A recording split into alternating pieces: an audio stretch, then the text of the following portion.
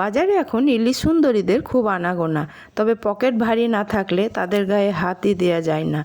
তাই দাম বেশি বলে কি ইলিশ খাবো না?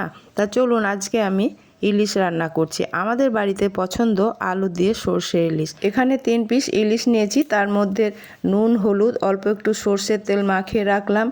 আর নিয়েছি 2 চামচ কালো সর্ষে, 2 চামচ সাদা সর্ষে, 4টে কাঁচা লঙ্কা, অল্প একটু লবণ দিয়ে দিলাম যাতে সর্ষেটা তেঁতো না হয়। এবারে এটাকে খুব ভালোভাবে পেস্ট করে নিলাম। দেখুন পেস্টটা দারুণ সুন্দর হয়েছে। গ্যাসের মধ্যে একটা কড়াই বসিয়ে দিয়েছি আর একটা আলু লম্বা লম্বা পাতলা পাতলা করে কেটে নিয়েছি।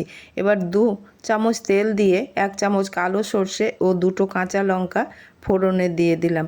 এবার আলুগুলো এর মধ্যে দিয়ে দিলাম। আলুগুলো কিন্তু বেশি ভাজবো না, একটু লবণ হলুদ দিয়ে একটুখানি নেড়ে চেড়ে এর মধ্যে সর্ষে বাটা দিয়ে দেবো। সর্ষেটা আমি খুব ভালোভাবে পেস্ট করে নিয়েছি, তবুও আমি এটাকে ছেঁকে দেব, তাহলে রান্নাটা বেশি ভালো লাগবে খেতে। দেখুন সর্ষেটা আমি দিয়ে দিচ্ছি।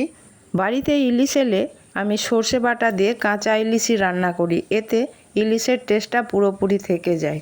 এখানে টেস্টের জন্য দিয়ে দিচ্ছি অল্প একটুখানি চিনি। এবারে দিয়ে দেব পরিমাণ মতো জল। এটা আমি একদম মাখা মাখা করব না, একটুখানি ঝোল থাকবে, আমার বাড়িতে সেটাই পছন্দ করে। দেখুন ঝোলটা ফুটতে লেগেছে, এবারে মাছগুলো আমি দিয়ে দিচ্ছি।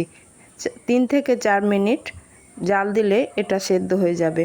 দেখুন মাছগুলোও সেদ্ধ হয়ে গেছে, আলুগুলোও সেদ্ধ হয়ে গেছে। এবার দিয়ে দিলাম 2টো কাঁচা লঙ্কা, 1/2 চামচ সর্ষের তেল। রেসিপিটি আপনাদের ভালো লাগলে চ্যানেলটিকে সাবস্ক্রাইব করে আমার পাশে থাকবেন। ধন্যবাদ।